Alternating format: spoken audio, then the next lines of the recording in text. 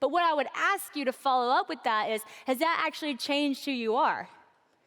Because we can say it all day long, but until it changes who we are, it doesn't really matter. You see, because there was a time in my life when I was about your age where I could tell you so many things about who God says that I am. I could tell you that I haven't been given a spirit of fear, but one of power, love, and a sound mind. But yet I was still afraid of everything and super anxious. I could tell you that I was made altogether beautiful and wonderful, that God says there is no flaw in me, that I am made in his image, but at the end of the day, I was still insecure. I'm not confident in who I am. So I could say all these things about who God says that I am, but at the end of the day, it didn't change who I am. Because honestly, if God is not God to you, then what God says about you won't change who you are. If God is not on the throne of your life, if he's not the priority of your life, then what he says about you isn't going to hold much value in your life. You see, if your relationship status is number one, then that's going to hold the value. If your looks are number one, if your status, if your popularity, if that's more important to you, then that's going to shape who you are. But if God is God, if God really is the creator of the universe, and if he really is the King of Kings and the Lord of Lords, and if he really did send his son to die for you, if he really is God, and you believe that he is God, and you understand you are his child, that will change everything about the way that you live. Period. You will be confident.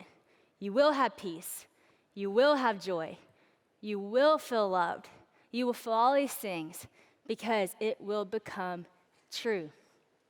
So the question tonight that I want to answer is, I don't want to answer the question of who are you. I want you to answer the question of who is God to you. In Matthew chapter 16, it's really interesting because Jesus actually straight up asks this question. Basically, he takes his disciples to a place called Caesarea Philippi. And in Caesarea Philippi, the backstory of this place in the Bible is this place was literally called the gates of hell. So Jesus decides to take his disciples to the gates of hell, this terrible part of where they were from. And the reason why it was called the gates of hell is because this was the central gathering place of false worship.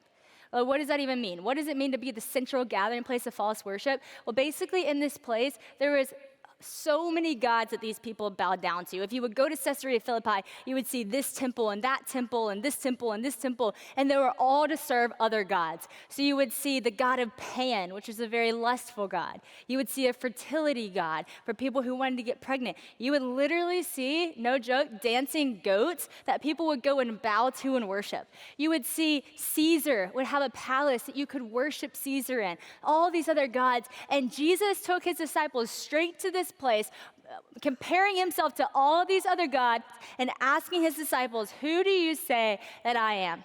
And let's listen to how this plays out. Verse 13 of chapter 16 says this. Now when Jesus came to the district of Caesarea Philippi, he asked his disciples, who do people say the Son of Man is? So he starts it by saying, who do other people say that I am?